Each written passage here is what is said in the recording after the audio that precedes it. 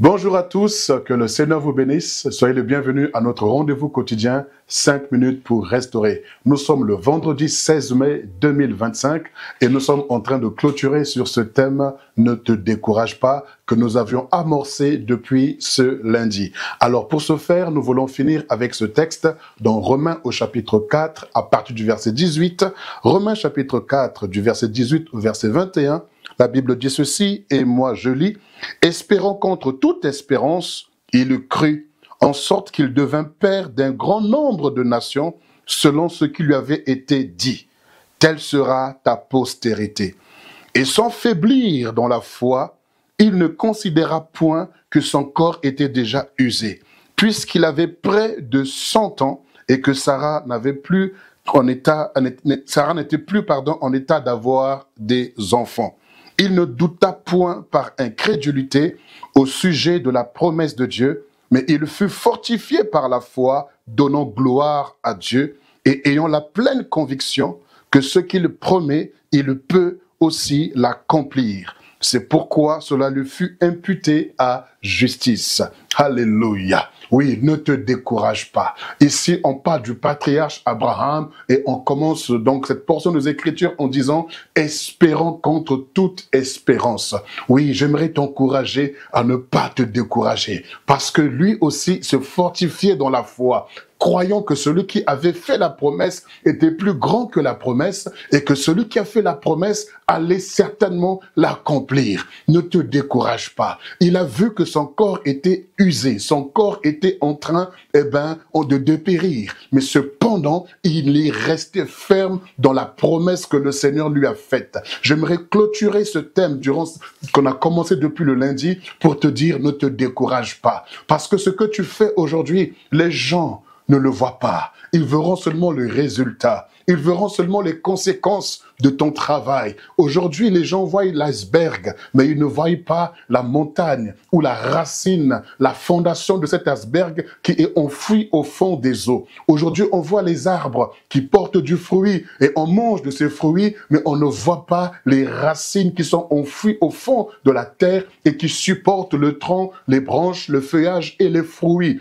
Oui, c'est ainsi que les gens ne connaissent pas ton parcours. Les gens ne savent pas ce que tu endures aujourd'hui. Mais ce que tu endures, c'est pour te préparer toi, pour être une source de bénédiction pour un grand nombre de personnes. Ce qui est extraordinaire, lorsque le Seigneur Jésus reviendra, les Juifs qui l'ont crucifié ne le reconnaîtront pas par sa chevelure, ils ne le reconnaîtront pas par sa robe ou la soutane qu'il portera, mais ils le reconnaîtront par les cicatrices, oui, par les blessures qu'ils ont commis ou qu'ils ont causé à cet homme. J'aimerais t'encourager également. Les gens ne te reconnaîtront pas simplement par ton éclat ou ton rayonnement. Ils te reconnaîtront par l'handicap par lequel tu es passé, la bassesse par laquelle tu es passé, la souffrance que tu as subie, parce que le Seigneur a dit de toi, il a dit de moi, il a fait de nous des signes, il a fait de nous des témoins de quoi? Du parcours, du processus par lequel il nous a fait passer pour nous amener à l'élévation, au changement. Car il prend les choses viles de la terre pour confondre les sages. Il prend les hommes vils et il les fait asseoir parmi les grands. Mais entre le parcours de la poussière à la table du roi, il y a un processus, il y a un parcours. Et dans ce parcours, ce n'est pas de tout repos. Dans ce parcours, ce n'est pas du tout, ce n'est pas facile. Mais j'aimerais t'encourager à ne pas baisser les bras. Tu peux pleurer dans tes coulisses, tu peux essuyer les larmes, mais demain, tu seras une source de consolation, une source d'encouragement, une source de joie, une source d'épanouissement pour ceux qui vont t'écouter. Oui, j'aimerais te dire, Samson, lorsqu'il a affronté le lion, il était seul. Il a déchiré le lion, il s'est battu contre le lion. Il était seul. Mais lorsqu'il est repassé par le même chemin, il est allé voir la dépouille du lion et il a trouvé du miel. Et pendant qu'il était repassé, il était avec ses parents. Il a pris du miel qui était dans les entrailles du lion.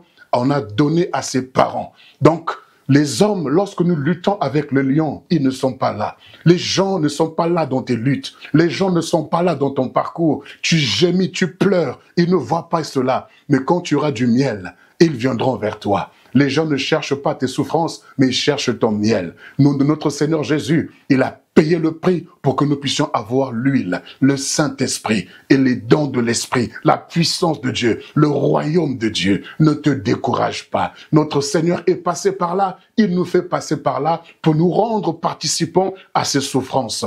Tu n'es pas seul. Il y a un grand nombre de personnes qui sont en préparation avec toi. Relève-toi, fortifie-toi. Que la paix de Dieu qui surpasse toute intelligence garde ton cœur et tes pensées en Jésus. Je te souhaite de passer un excellent week-end dans sa présence et au plaisir de vous retrouver le lundi.